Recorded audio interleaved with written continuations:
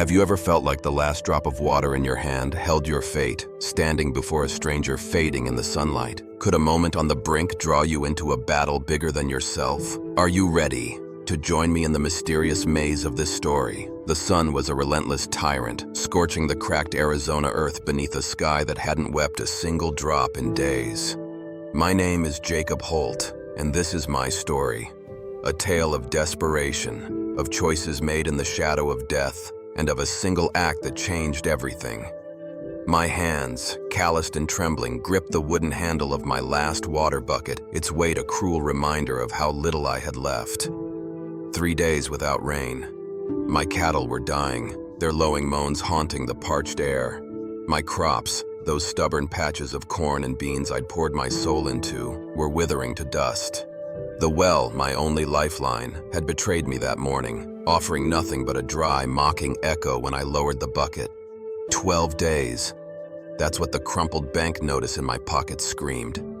12 days until they'd take my land, my home, everything my late wife Clara and I had built from nothing.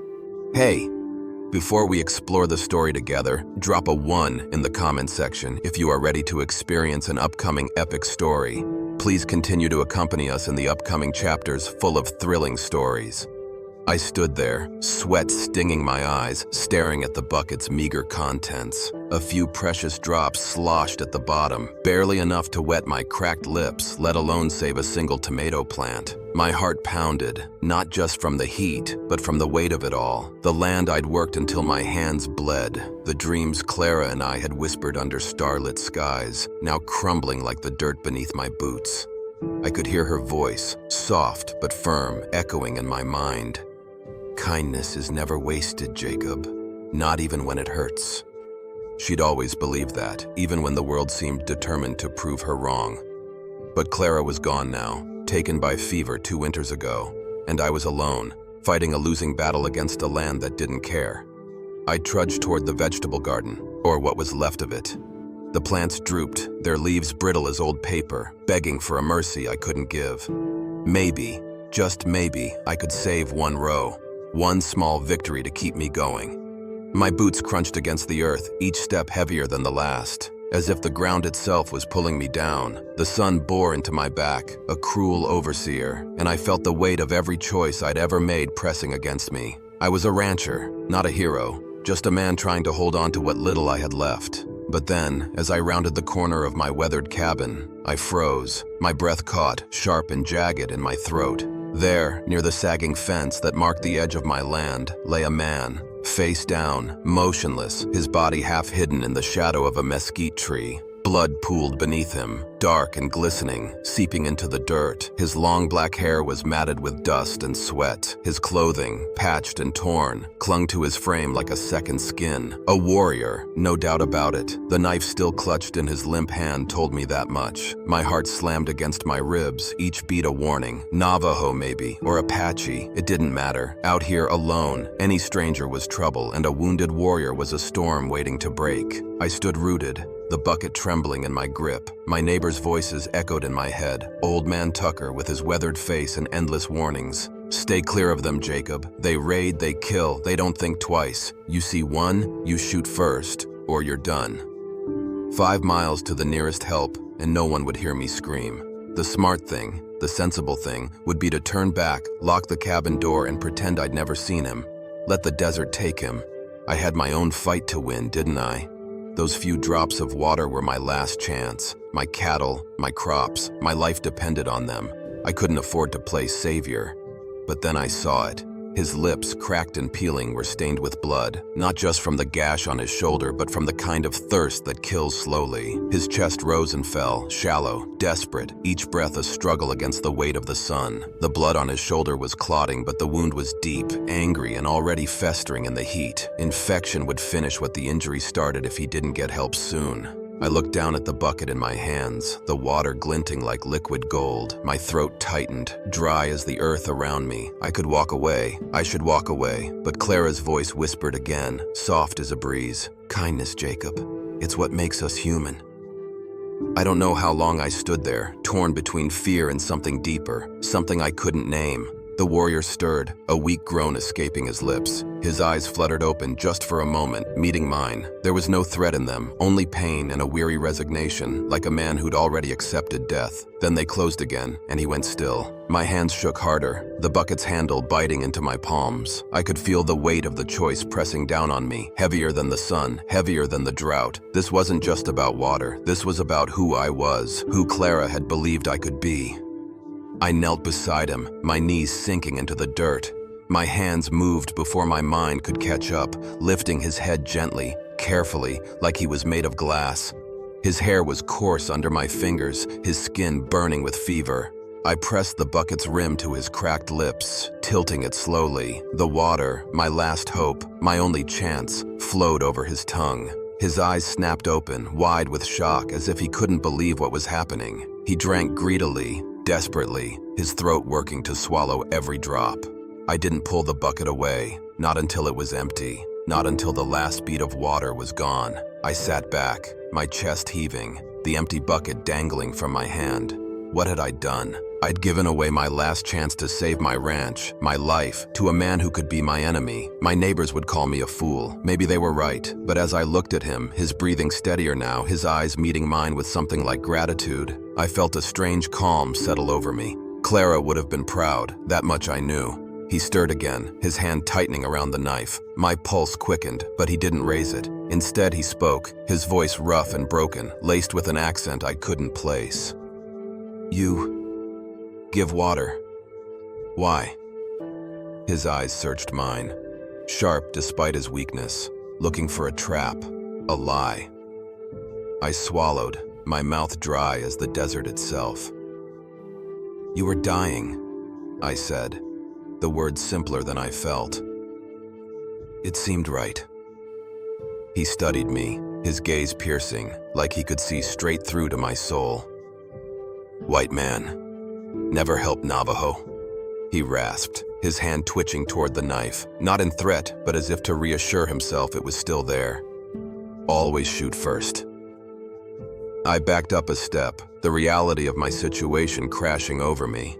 I was alone, defenseless, and I'd just given my last resource to a man who might not hesitate to kill me.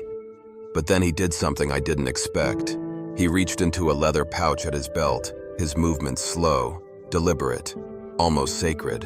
He pulled out a small object wrapped in animal hide and held it out to me.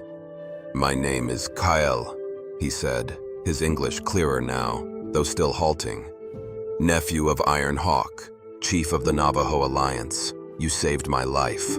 Navajo law demands payment." I took the object, my fingers brushing against the rough hide. It was a piece of turquoise carved into the shape of a hawk, smooth and cool despite the heat. I didn't know what it meant, but the way he looked at it, like it held the weight of his people's history, made my skin prickle. Before I could ask, his expression changed, his eyes widening with urgency. "You not understand," he said, struggling to sit up, his wounded shoulder oozing fresh blood. "The tribes, they come. My uncle sent warriors to find me. They think you capture me. Hurt me." My stomach dropped, the turquoise burning in my hand. "How many?" I managed to choke out. Kyle squinted at the horizon, where a faint dust cloud was forming. "Maybe 40, maybe more. They think you enemy. They come for revenge." The world tilted beneath me. I looked at the empty bucket, then at Kyle, his face grim with the weight of what he'd just said. I'd saved his life, but in doing so, I'd invited a war to my doorstep. The dust cloud grew larger, the thunder of hooves vibrating through the earth. I was just a rancher, a man trying to survive, but now I was caught in something far bigger than myself, something that could end with my blood soaking the same dirt as Kyle's. I didn't know it then, but that single act of kindness, those few drops of water, had set in motion a chain of events that would change the fate of two peoples. The turquoise hawk in my hand was more than a token. It was a promise, a debt, and a danger. And as the warrior's shadow stretched across my land, I realized that my fight for survival had only just begun. When you hear this part of the story, you are about to enter the most exciting part with me, but don't forget to carry the pain that the story brings. Let's continue to accompany each other until the end. The dust cloud on the horizon grew thicker, a storm of earth and hooves that seemed to swallow the sun itself. My heart pounded in my chest, each beat a hammer striking an anvil, as I stood beside Kyle, the wounded Navajo warrior I'd just saved with my last drops of water. My name is Jacob Holt, and I'm no hero, just a rancher trying to keep my land from slipping through my fingers like the dry Arizona dirt. But now, as the thunder of approaching riders shook the ground beneath my boots, I realized my simple act of kindness had pulled me into something far bigger than my crumbling ranch. The turquoise hawk Kale had given me, still warm in my palm, felt like a brand, marking me as either a savior or a fool. Kale struggled to his feet, his wounded shoulder oozing blood through the torn fabric of his shirt. His dark eyes, sharp despite his pain, followed the dust cloud. "They come," he whispered, his voice steady but laced with urgency. "My uncle, Iron Hawk, leads them. They think you hurt me, Jacob. They think you're the enemy." I swallowed hard, my throat dry as the cracked earth around us. "But I saved you," I said, my voice cracking. "I gave you water. Doesn't that count for something?" Kale's gaze met mine, and for a moment, I saw a flicker of gratitude, but it was buried under grim reality. "They see a white man standing over a wounded Navajo. They see blood on your land. They don't know your heart." I looked toward the horizon, where the shapes of riders were now visible, their silhouettes stark against the fading light.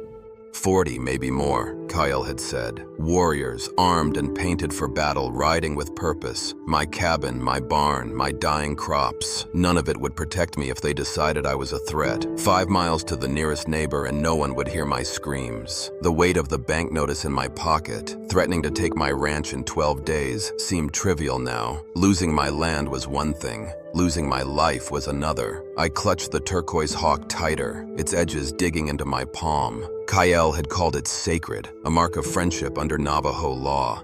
But would it mean anything to these warriors? Or would they see it as a trick, a white man's deception? My mind raced, replaying every warning I'd ever heard about the Navajo. Tales of raids, of violence that erupted without warning. Old Man Tucker's voice echoed in my head. "Shoot first, Jacob, or you're dead." But I had no gun, no weapon except the empty bucket at my feet, and the fading hope that Clara's belief in kindness wasn't a lie. The riders slowed as they approached, their horses snorting and stomping, kicking up clouds of dust that stung my eyes. They formed a wide circle around my property, a living wall of muscle and steel. Their faces were painted in red and black, their weapons, bows, knives, and rifles, gleaming in the dying sun. At their center was a man who could only be Iron Hawk. He was massive, his broad shoulders draped in a beaded vest, his face a mask of controlled fury, his eyes, dark and unyielding, locked onto Kyle, then shifted to me, taking in my worn clothes, my calloused hands, the empty bucket. I felt like a mouse under a hawk's gaze, small and exposed. Iron Hawk dismounted, his boots hitting the ground with a thud that seemed to echo across the desert. He spoke in rapid Navajo, his voice sharp, cutting through the tense silence. Kyle responded, gesturing toward me and the bucket, his words quick but measured. I couldn't understand a word, but the chief's expression darkened, his hand resting on a curved knife at his belt. The other warriors remained mounted, their eyes never leaving me, their hands ready on their weapons. I felt the air thicken, heavy with the promise of violence.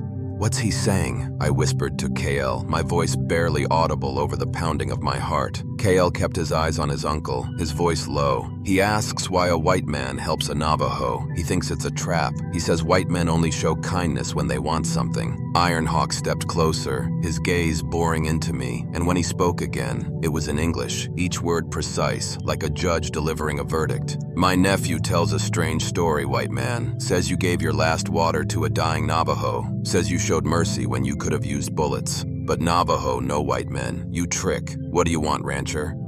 My mouth went dry, drier than the well I'd cursed that morning. I could hear my pulse in my ears, feel the weight of 40 pairs of eyes on me. One wrong word, one wrong move, and this would end in blood. "I don't want anything," I said, surprising myself with how steady my voice sounded. "Your nephew was dying. I had water. It seemed right." Iron Hawk stopped, his eyes narrowing as if searching for a lie. He spat into the dust, his voice rising with a rage that seemed to carry the weight of generations. "Right? White soldiers kill Navajo children. Think it right. White settlers take Navajo land. Think it right. White government breaks every promise. Think it right." Now a white rancher claims he saved a Navajo life because it right? The tension was suffocating, like a noose tightening around my neck. Every warrior in the circle was watching, waiting for their chief's signal. I could feel the turquoise hawk burning in my hand, a fragile shield against their suspicion. But then Kyle stepped forward, his wounded shoulder trembling but his voice strong. He held up the turquoise hawk, speaking rapidly in Navajo, pointing between me and the carved stone. Ironhawk's eyes widened, and several warriors leaned forward, murmuring among themselves. The chief took the turquoise from KL, turning it over in his weathered hands. "This is sacred hawk of the earth spirits," he said, his voice slower now, tinged with something like awe. "KL says it grew warm when you touched it, says the spirits mark you as a friend to the Navajo." I didn't know what to say, didn't know if I believed in spirits or sacred stones, but I could feel the mood shifting, the hostility mingling with uncertainty. Ironhawk's eyes softened just for a moment, but then they hardened again. "But there is a problem," he said, his voice dropping to a whisper. "Kyle carries something important, sacred war tokens, proof of the 7 tribes' alliance against the army fort 20 miles north. If they are lost, if you have taken them, or if soldiers have them, friendship means nothing." My heart stopped. War tokens? An alliance against the army? I glanced at KL, who was staring at the ground, his face unreadable. "What's he talking about?" I hissed. Kael's eyes met mine, and he spoke so quietly I barely heard him. 3 days ago, my uncle sent me to deliver the tokens to the tribal leaders, 7 tribes, united to drive the soldiers away. But soldiers ambushed me. I hid the tokens near your fence before I collapsed. If my uncle finds them missing, he'll think you stole them. If soldiers find them, they'll think you're working with us. Either way, you're a dead man. The dust cloud was closer now, the riders' forms clear. I could see their war paint, their weapons, their resolve. I was trapped, caught between the Navajo and the army, with no way out.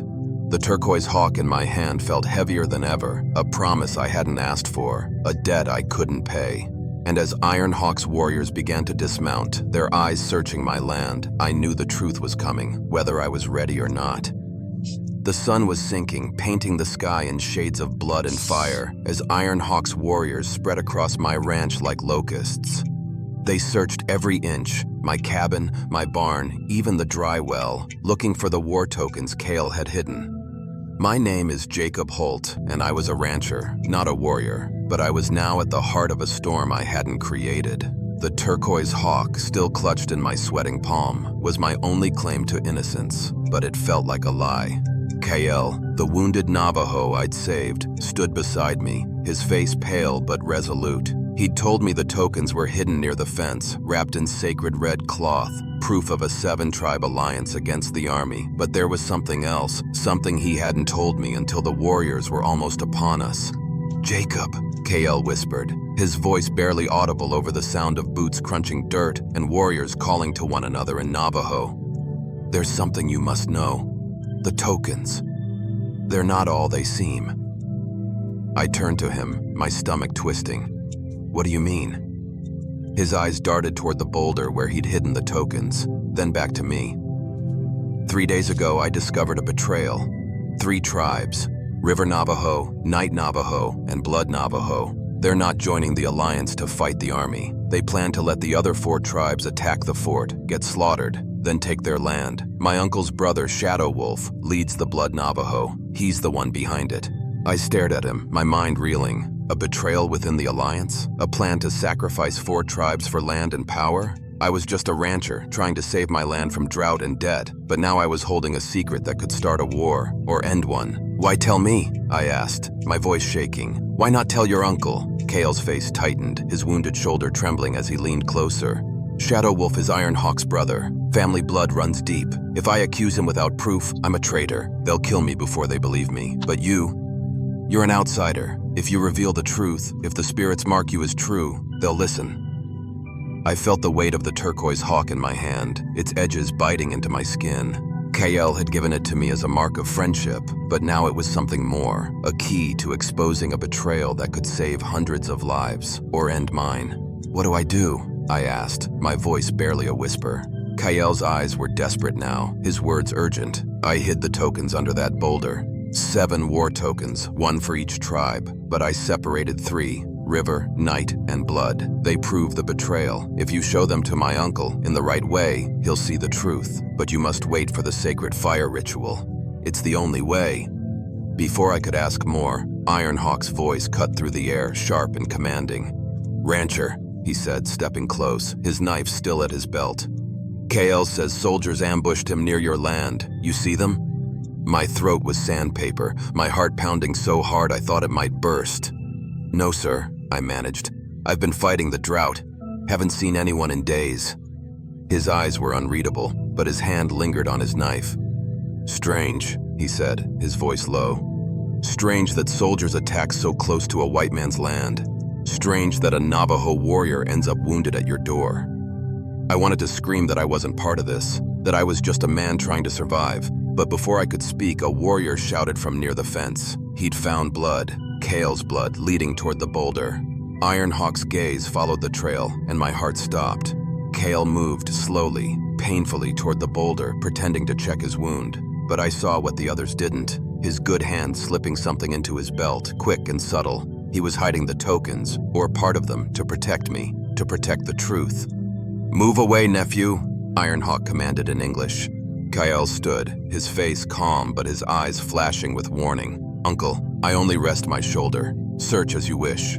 2 warriors began moving the rocks, their hands methodical, closing in on the hiding place. My pulse raced as they worked, stone by stone, closer to the red cloth bundle. Then one of them stopped, his voice rising with excitement. He'd found it. He pulled out the bundle and handed it to Ironhawk, who unwrapped it with deliberate care. But when he looked inside, his face twisted, not with relief, but confusion. This is not complete, he said, his voice dangerous. 4 tokens, 3 are missing. He turned to me, his eyes burning with accusation. Where are the others, Rancher? What have you done with them? I opened my mouth, but no words came. I didn't know where the missing tokens were or what they meant, but Kael spoke, his voice steady. Uncle, maybe soldiers took them when they ambushed me. Maybe I dropped them in the fight. His tone was neutral, but I caught the lie. The subtle emphasis meant for me. He'd hidden the 3 tokens, the ones that proved the betrayal, and he was counting on me to reveal them at the right moment. Ironhawk examined the 4 tokens, carved bone and metal, each marked with symbols I couldn't read. These prove alliance with Mountain Navajo, Desert Navajo, Wind Navajo, and Stone Navajo, he said, his voice low. But missing are River Navajo, Night Navajo, and Blood Navajo. Without Blood Navajo's token, the alliance is incomplete. The war cannot begin. He stepped closer, the bundle in his hands, his eyes locked on mine. If you have stolen the Blood Navajo token, you have saved many white soldiers' lives. You have also signed your death warrant. I was trapped. My mind spinning. Kael had the missing tokens, or he'd hidden them somewhere I couldn't guess. But before I could speak, Ironhawk raised a hand. There is one way to prove your truth, he said, his voice cold. The sacred fire ritual. If you are a friend to the Navajo, the fire spirits will protect you. If you lie, if you steal from us, the flames will consume you. Kael's face went pale, and I realized this wasn't just a test. It was a death sentence unless I could find a way to use those missing tokens to reveal the truth. The air was thick with the scent of smoke and sage as we rode toward the sacred place, a canyon of red rock that seemed to hum with ancient power. My hands were bound, tied to the saddle of a warrior's horse, but I could feel the 3 hidden war tokens Kael had slipped into my palm during the chaos at my ranch. They burned against my skin, each one a secret that could save or destroy me. My name is Jacob Holt, and I was no warrior, no leader, just a rancher who'd given away his last water to a dying man. Now, I was riding toward a trial by fire, where the truth about a Navajo betrayal would decide my fate. Kael rode beside me, his wounded shoulders slumped, but his eyes sharp with purpose. He'd whispered the plan as we rode, his voice barely carrying over the hoofbeats. The missing tokens, River, Night, and Blood, they prove Shadow Wolf's betrayal. When the fire ritual begins, throw them into the flames. Speak the names of the traitor tribes. The fire will show the truth. But if you hesitate, if you don't speak clearly, the flames will kill you. I nodded, my heart pounding, but doubt gnawed at me. How could I trust a fire to judge me? How could I accuse a chief's brother without proof I understood? We reached the canyon, a natural amphitheater carved from red stone, its walls etched with symbols older than time. The warriors formed a circle around a blackened fire pit, their chants low and rhythmic, vibrating through the earth. Ironhawk dismounted, his massive frame casting a shadow as he prepared the ritual, stacking wood with precise, reverent movements. The flames rose, hungry and fierce, their heat washing over me even from 20 feet away. "Sacred fire reveals truth," Ironhawk said, his voice carrying over the chants. "If you are a friend to the Navajo, the spirits will protect you. If you are an enemy, the flames will cleanse your lies." I felt the tokens in my hand, their weight a reminder of the choice I faced.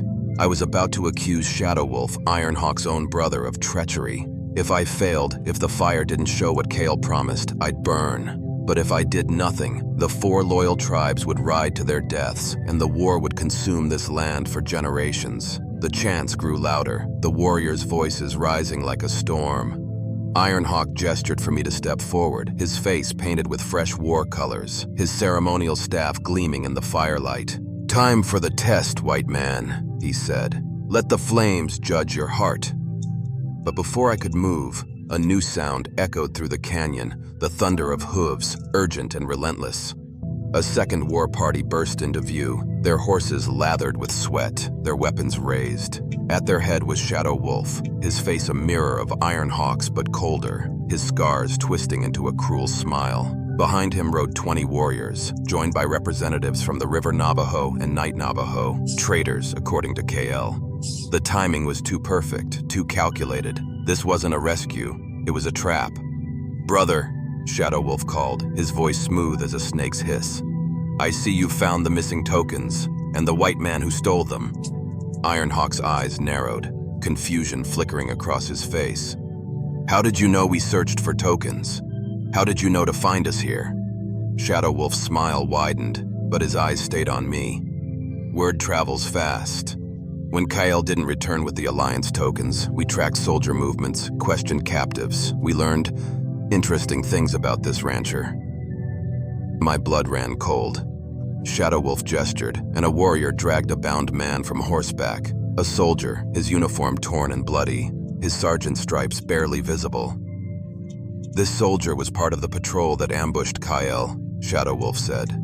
"Before he died, he told us of an arrangement with a rancher, a plan to steal Navajo tokens and sell them to the army."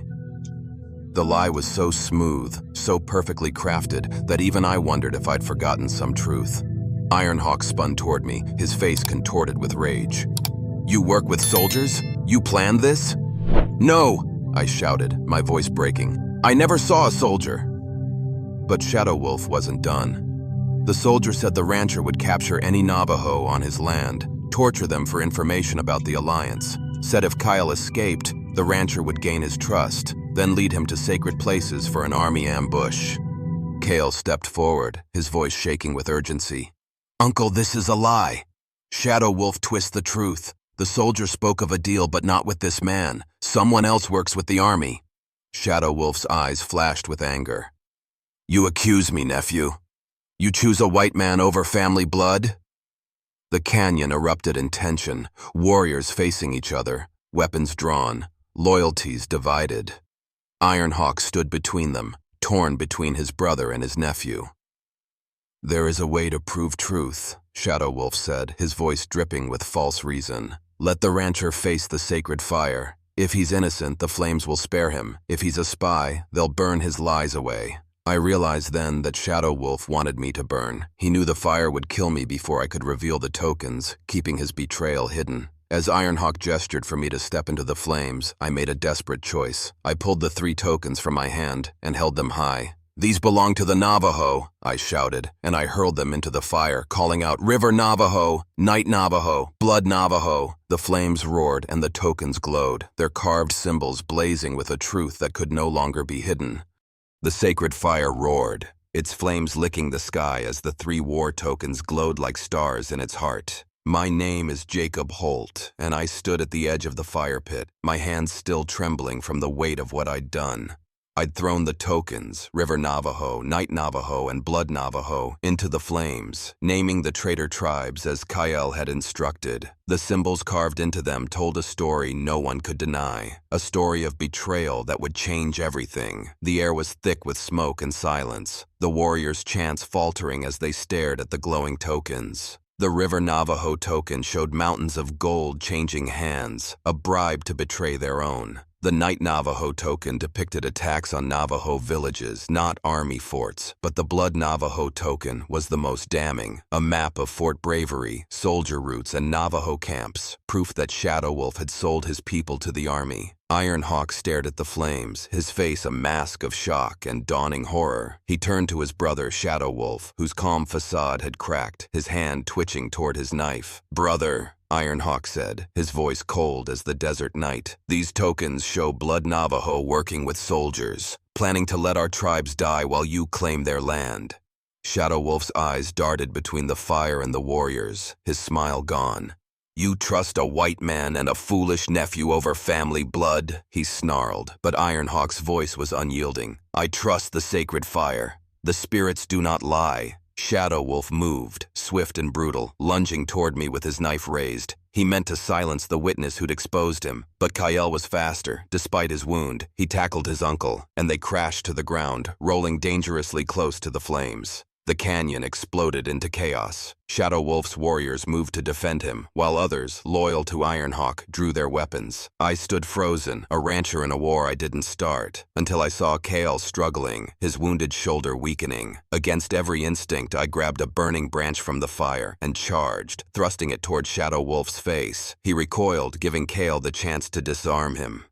When the dust settled, Shadow Wolf was bound, his supporters captured or fled. The sacred tokens still glowed, their truth undeniable. Ironhawk approached me, his expression unreadable. I braced for judgment, knowing I'd done right but fearing the cost.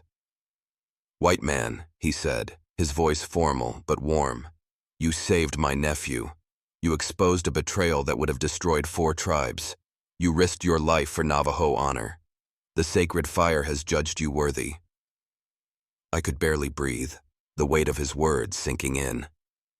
The warriors began unloading bags from their horses, leather sacks heavy with gold, silver, and precious stones. "This was meant for war," Ironhawk said, placing a bag in my hands. "But war built on betrayal brings only death.